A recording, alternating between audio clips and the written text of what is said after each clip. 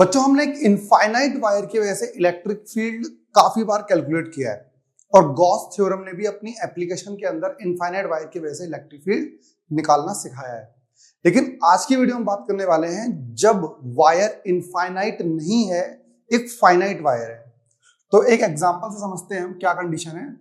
ये हमारे पास एक वायर है जिसके ऊपर पॉजिटिव चार्ज डिस्ट्रीब्यूटेड है यूनिफॉर्मली, ठीक है, थिन वायर है ये। लेकिन इसकी जो लेंथ है, ये लेंथ है L, यहां से लेके यहां तक की जो लेंथ कैपिटल L है। हम चाहते हैं एक P पॉइंट पर इलेक्ट्रिक फील्ड निकालना जो कि यहां से R डिस्टेंस की दूरी पर है। ये P पॉइंट में और क्या दे रखा होगा, एक तो हमें ये पता होगा वो एक L लेंथ की वायर है, एक और हमें ये पता होगा कि इसके ऊपर टोटल चार्ज जो दिया हुआ है, टोटल चार्ज हमारे पास कैपिटल Q दिया हुआ है इस पूरे वायर के ऊपर। और आप ये कह सकते हो इसकी लीनियर चार्ज डेंसिटी जो है, चार्ज डेंसिटी क्या दे रखी है बच्चों, लैम्डा। तो इसमें से कुछ भी आप मान सकते हो, ये हमें पता होगा। और दूसरी चीज कि इस पॉइंट पर जब हमें इलेक्ट्रिक फील्ड निकालना है तो नीचे वाले एंड से ये एंगल बना रहा है φ1 और ऊपर वाले एंड से ये एंगल बना रहा है φ2, ठीक है। तो मुझे मतलब आपको मैं शॉर्ट में बता दूं, मेरे पास क्या क्या चीजें पता है। एक मुझे φ1 पता है, एक φ2 पता है, इसकी वायर की लेंथ L है, मुझे ये पता है, इसका इस वायर से इस P पॉइंट का डिस्टेंस R है, मुझे ये पता है, इसके ऊपर चार्ज कैपिटल Q बोल सकते हो या फिर आप लैम्डा बोल सकते हो। तो भाई मेरे को इलेक्ट्रिक फील्ड बतानी है इन सारे वेरिएबल की फॉर्म में। तो आइए शुरुआत करते हैं, कैसे कैलकुलेट करेंगे वो सब देखते हैं। तो आपको पहली चीज तो ये पता है, जब आपको ना इनफाइनाइट लॉन्ग वायर की वजह से जब आपने इलेक्ट्रिक फील्ड निकाला था तो वो चीज इजी थी, है ना। यहां पर चीज क्या है, हम बात कर रहे हैं इंटीग्रेटिंग मेथड से कैसे निकालेंगे। अच्छा, इनफाइनाइट लॉन्ग वायर पर आपने जो इलेक्ट्रिक फील्ड निकाली थी वो हमने इंटीग्रेटिंग मेथड से भी निकाली थी विदाउट यूजिंग गॉस लॉ। आप हमारे चैनल पे जाएंगे तो आपको एक डायग्राम मिलेगा जिसके अंदर विदाउट गॉस लॉ करके लिखा हुआ है। तो इनफाइनाइट लॉन्ग वायर का भी इलेक्ट्रिक फील्ड आप बाय यूजिंग इंटीग्रेशन निकाल सकते हैं। तो इसके लिए हम देखते हैं भाई, सबसे पहले तो ये हमारे पास वायर ले लिया, एक R डिस्टेंस पे हम एक P पॉइंट मानते हैं, ठीक है, ये R डिस्टेंस हो गया। इतना लंबा वायर है हमारे पास L लेंथ का, एक X लेंथ के डिस्टेंस पे, कहां से, फ्रॉम द सेंटर, एक छोटा सा हम एक dx एलिमेंट मानते हैं, dx एलिमेंट। तो मतलब इसके ऊपर चार्ज होगा, है ना। जिस पॉइंट पे हमको इलेक्ट्रिक फील्ड निकालना होता है बच्चों, आपको याद होना चाहिए और हमेशा दिमाग में क्लिक भी करना चाहिए, जिस पॉइंट पे हमें इलेक्ट्रिक फील्ड निकालना होता है उस पॉइंट पर हम एक यूनिट पॉजिटिव टेस्ट चार्ज रखते हैं। इस पूरे वायर के ऊपर पॉजिटिव चार्ज है ना, और जिस पॉइंट पे इलेक्ट्रिक फील्ड निकालना है वो भी पॉजिटिवली चार्ज है। तो ये dx एलिमेंट जो होगा वो इस P पॉइंट को रिपेल करेगा, ऐसे करके, ठीक है ना। अब जब ये रिपेल कर रहा है, ये वाला एंगल हम मान लेते हैं थोड़ा सा थीटा। ये छोटे से एलिमेंट के वैसे इलेक्ट्रिक फील्ड है, इसको हम dE मान लेते हैं। यदि आप इसे बनाना शुरू करोगे तो यदि ये वाला एंगल थीटा है तो ये वाला एंगल भी थीटा हो जाएगा। ऐसा क्यों सर? भाई ये हो रहा है वर्टिकली अपोजिट एंगल से, तो ये हमारे पास आ रहा है dE cos थीटा और ये हमारे पास आ जाएगा dE sin थीटा, ठीक है भाई। एक तरीका तो ये है कि एक एलिमेंट को लें, एक तरीका ये भी है, एक काम कर सकते हैं हम, x डिस्टेंस की दूरी ऊपर भी मान लेते हैं और यहां पर भी एक छोटा सा सेम एलिमेंट ले लेते हैं dx का। ये भी इसे क्या करेगा, रिपेल करेगा। बेटा जब वो रिपेल कर रहा होगा ये एंगल भी थीटा ही होगा, ये वाला एंगल थीटा हो जाएगा, ये भी dE रहेगा। तो इसके दो कंपोनेंट होंगे, एक ये वाला dE sin थीटा और एक ये वाला, इसका इधर वाला dE cos थीटा। तो बेसिकली हम बोलना चाहें इसका साइन कंपोनेंट ये वाला और ये वाला दोनों कैंसल हो रहे हैं। सिर्फ इस अलोंग एक्स एक्सिस दो कंपोनेंट आपके पास आ रहे हैं, तो नेट इलेक्ट्रिक फील्ड में यदि बात करूं, नेट इलेक्ट्रिक फील्ड जो आपके पास आ रही है वो आ रही है 2DE 2DE cos थीटा। बात समझ में आ रही है नहीं आ रही है? अब आपकी मर्जी है कहां से कहां तक आप लोगे। यदि आप सिर्फ DE cos थीटा ले करना चाहते हो तो भी आप वेरी करा सकते हो, आपकी मर्जी है, ठीक है। ये वाला एंगल आपको पता ही है, ये वाला पूरा एंगल आपका दैट इज φ1 बनना है, और ऊपर वाला पूरा एंगल आपका फाई, ये वाला पूरा एंगल आपका φ2 बनना है, ऐसे करके, ठीक है भाई। बैक करके डायग्राम बनाना स्टार्टिंग से प्रॉपर बनना चाहिए डायग्राम समझने के लिए। बच्चों स्मॉल एलिमेंट की वजह से इलेक्ट्रिक फील्ड निकालते हैं हम, तो डी हमारे पास आएगा, देखिए इलेक्ट्रिक फील्ड का फॉर्मूला होता है के क्यू, तो यहां पर dx एलिमेंट पे जितना भी छोटा सा चार्ज होगा वो हम लेंगे dq। दूसरी चीज हमारे पास होती है जिस पॉइंट पे इलेक्ट्रिक फील्ड आप निकाल रहे हो, जहां से निकाल रहे हो उसके बीच का डिस्टेंस। तो मैं आपको बता दूं ये डिस्टेंस r है, ये डिस्टेंस x है, ये हमारा परपेंडिकुलर है, ये आपको निकालना है ये वाली चीज। तो ये हमारा हो जाएगा परपेंडिकुलर का पाइथागोरस लगा के x² प्लस r², ठीक है। तो ये हमारे पास आ जाएगा अपॉन में x² plus r² under root में स्क्वायर कर दोगे आप, तो DE हमारा आ चुका है k dq bye x² plus r²। देखो अब चीज यहां पर आता है टर्निंग पॉइंट। टर्निंग पॉइंट किस बात का? सर आप पहले ये देखिए कि आपको इस पूरे लीनियर चार्ज का चार्ज दिया हुआ है या फिर लैम्डा की फॉर्म में दिया हुआ है। चार्ज दिया हुआ है तो इसे आगे सॉल्व कर देते हैं। यदि लैम्डा में दिया हुआ है तो लैम्डा हमारा होता है dq बाय dx।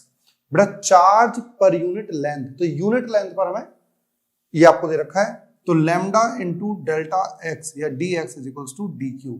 तो dq को भाई आप कर सकते हो रिप्लेस, तो ये हमारा फॉर्मूला बन जाएगा de is equals to k lambda dx upon x² plus r²। ये एक नई फॉर्म हमारे पास आ गई है दैट इज de। लेकिन हमें de नहीं निकालना, हमको निकालना क्या है भाई? हमको निकालना है यहाँ पे नेट इलेक्ट्रिक फील्ड जो आई है, जो नेट इलेक्ट्रिक फील्ड जो आपके पास आई है which is DE cos theta, ये निकालना है आपको, है ना। तो वैल्यू पुट कर देते हैं भाई हम, तो यहां से क्या आएगा D की जगह, D तो ये रहा k lambda dx upon x² plus r²। cos theta निकालना है भाई। देखिए आपको बता दूं मैं, यहाँ ये वाली चीज को हमने थीटा माना हुआ है, थीटा के सामने वाला परपेंडिकुलर होता है, ये हमारा बेस और ये हमारा हो जाएगा हाइपोटेनियस। तो cos थीटा की जो वैल्यू आएगी, cos थीटा हमारा जाएगा r upon under root x² plus r²। ये चीज हमारे पास आने वाली है, तो r upon under root x² plus r², ये चीज आ गई। यदि मुझे आगे सॉल्व करने की कोशिश करें तो ये हमारा क्या आ जाएगा k lambda r dx upon में x² प्लस r² की पावर 3/2। ये कैसे आया सर? देखिए यहाँ पे x² प्लस r² की पावर हाफ है, यहाँ पे पावर 1 है, तो 1 प्लस हाफ 3/2 आ गया, और ये हमारा आ गया है DE। मतलब नेट इलेक्ट्रिक फील्ड जो आप निकालोगे तो आप इस पूरे का इंटीग्रेशन कर दोगे, क्योंकि ये भी छोटे से एलिमेंट की वजह से आई है ना ये वाली पार्ट, क्योंकि दो कंपोनेंट बनने थे, एक d कोसाइन थीटा, जो दोनों कैंसिल हो रहे हैं, और ये आ रहा है d cos थीटा। अब बच्चों इसके बाद मेन चीज है इंटीग्रेशन, लेकिन आपको ये देखना है इसमें जो कांस्टेंट है उसे बाहर निकाल लेते हैं। तो E is equals to k lambda r, बाहर निकालने का तो बचेगा dx upon x² plus r² की पावर 3/2। अब इससे आगे इंटीग्रेशन वही कर सकता है जिसको इंटीग्रेशन बेसिकली अच्छे से आता है। तो अब करें क्या? यहां पर r तो कांस्टेंट की तरह बिहेव कर रहा है, क्योंकि उसने क्या रखा है कि इस वायर से r डिस्टेंस की दूरी पर इलेक्ट्रिक फील्ड निकाली है। तो यहां पर हमारे पास x वेरिएबल है, x को मैं r, फॉर्मूला होता है 1 प्लस tan² थीटा, तो मैं r tan थीटा मान सकता हूं। जब मैं दोनों साइड डिफरेंशिएट करूंगा तो dx is equals to r, tan का बेटा डेरिवेटिव क्या होता है, sec square theta into d theta. तो dx की वैल्यू जो हमारे पास आ रही है वो r sec square theta d theta आ रही है। तो आइए इसे हम रिप्लेस कर देते हैं, उसके बाद देखते हैं क्या बनना है ये।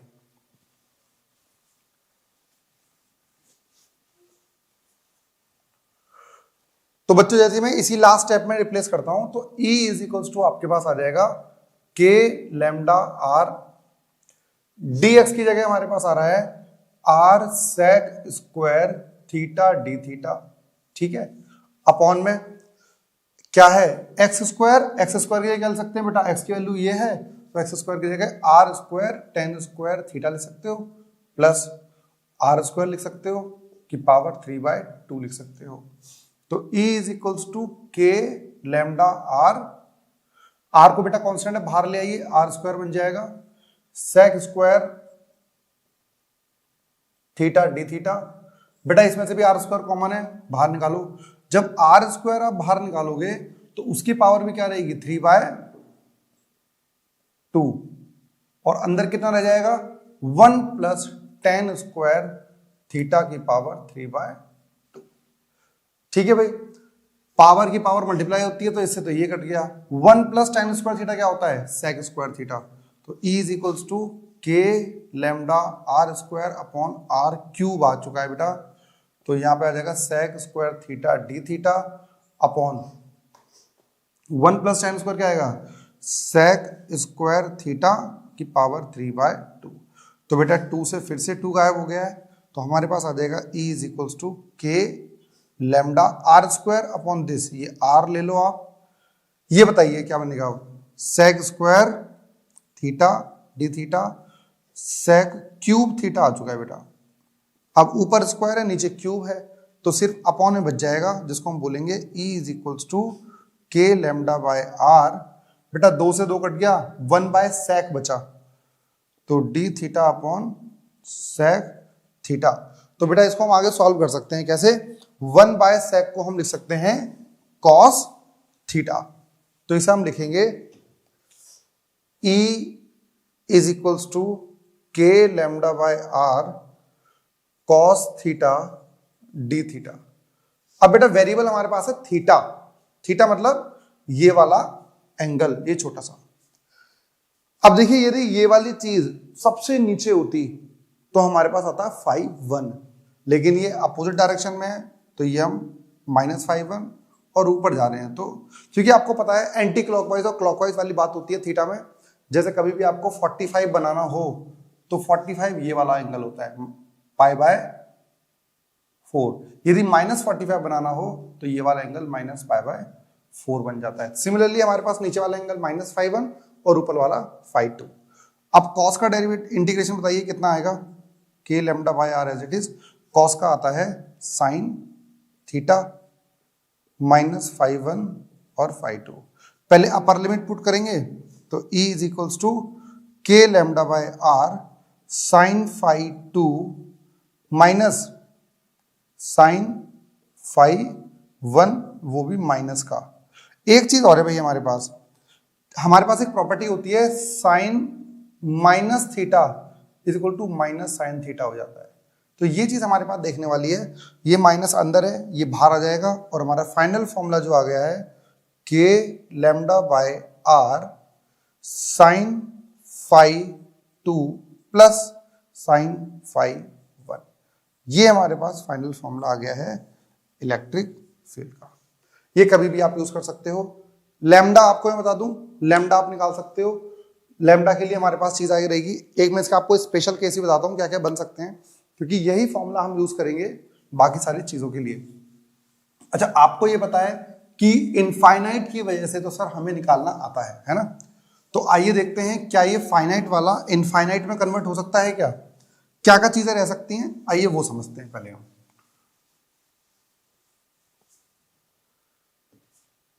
अब चीज ये, क्या ये फाइनाइट वाला इनफाइनाइट में चेंज हो सकता है? भाई इनफाइनाइट वायर का मतलब होता है ये, जैसे ये वायर है, आप इसे ऊपर एक्सटेंड करते रहो और नीचे से भी एक्सटेंड करते रहो, और इस पी पॉइंट पे हमें इलेक्ट्रिक फील्ड निकालना है। ठीक है, ऐसे करना है। अच्छा, जब ये इनफाइनाइट होगा तो बहुत लंबा वायर होगा और यहां नहीं, बहुत आगे तक जाएगा ये, ठीक है। और इनफाइनाइट मतलब ये है बहुत आगे जब जाएगा तो ये वाला जो ऊपर एंगल बन रहा है वो बहुत छोटा होगा। सिमिलरली नीचे जो एंगल बन रहा होगा वो बहुत ज्यादा छोटा होगा। भाई जब ये वाला एंगल बहुत छोटा है, ये वाला एंगल बहुत छोटा है, ये तो परपेंडिकुलर रहेगा ही रहेगा। यदि मैं इस ट्रायंगल की बात करूं, ये एंगल बहुत ज्यादा छोटा है, ये एंगल 90 है, तो ये वाला एंगल भी हमारा लगभग लगभग 90 हो जाएगा और ये वाला भी एंगल हमारा लगभग लगभग 90 हो जाएगा। तो उस केस में जो हमारा इलेक्ट्रिक फील्ड आएगा which is equals to k lambda by r sine 90 plus sine 90। Sine 90 की वैल्यू बेटा 1 होती है, यहां भी 1 हो जाएगी, 1 + 1 2 is equals to 2k lambda by r. तो एक चीज तो हमारे पास ये आ गई। इनफाइनाइट वाले का यही हुआ करता था, यही फॉर्मूला जो हमने गॉस थ्योरम की एप्लीकेशन में निकाला था वो यही फॉर्मूला था। केस 2, यदि हम ये कह दें कि ये वाला एंगल और ये वाला एंगल इक्वल बन रहे हैं, ये कब पॉसिबल है? कोई भी वायर हो, ये इसका मिड पॉइंट हो और मिड पॉइंट के पी पॉइंट पे, जैसे हम एक्सियल एक्सिस वाला और इक्वेटोरियल एक्सिस होता था ना डायपोल में, तो हम ये मान लें कि ये आपके पास वायर है, ये इसका मिडिल पॉइंट है, मिडिल पॉइंट के आर डिस्टेंस की दूरी पर हम निकालना चाहते हैं इलेक्ट्रिक फील्ड। तो ये वाला एंगल जितना होगा उतना ही ये वाला एंगल होगा। ये वाला एंगल भी कितना आ चुका है भाई? थीटा। तो क्या लिखोगे? E is equals to k lambda by r sine theta plus sine theta. बेटा sine theta plus sine theta हमारे पास क्या हो गया? दोनों सेम। ये क्या आ जाएगा हमारे पास? E is equals to 2 k lambda by r sine theta. ये कब पॉसिबल हमारे पास है? जब हमारे पास ये इसका मिडिल पॉइंट आ चुका होगा तो। अच्छा, अब इसमें हमें थीटा की वैल्यू साइन थीटा सर निकालना पड़ेगा हमें, है ना। यदि ये पूरी लेंथ L है तो इसको मैं क्या लिख सकता हूं? L/2 लिख सकता हूं। इसको क्या लिख सकता हूं? L/2 लिख सकता हूं। अब मुझे साइन थीटा चाहिए यार। साइन थीटा कैसे निकालूं? ये सामने वाला परपेंडिकुलर और ये हाइपोटेनियस। बेटा साइन थीटा कितना होता है बताना जरा। Perpendicular upon hypotenuse. परपेंडिकुलर कितना है इसका? L/2। हाइपोटेनियस कितना है? √ऑफ इसका स्क्वायर प्लस इसका स्क्वायर, तो L/2 का स्क्वायर प्लस R स्क्वायर। तो L/2 √रूट में L²/4 प्लस R स्क्वायर। बात समझ में आ रही है? यदि आप इसे √रूट से निकालना चाहेंगे तो ये हमारे पास आ जाएगा L अपॉन में 2 root L² plus 4R square. Root से बाहर निकालोगे तो √4 का 2 आ जाएगा, तो 2 से 2 कट गया। तो हमारे पास साइन थीटा की जो वैल्यू आ रही है लिख सकते हो E is equals to 2k lambda by r L upon √of L² plus 4R square. बेटा मैं आपको बात बता दूं, ये फॉर्मूला हमें कभी भी डायरेक्ट याद नहीं करना, ठीक है ना। हमारे पास कभी भी ऐसा कोई क्वेश्चन आएगा तो हम उसे कन्वर्ट कर लेंगे, चीजें देख लेंगे, हमारे पास जो यूज होगा तब उस टाइम पे देख लेंगे।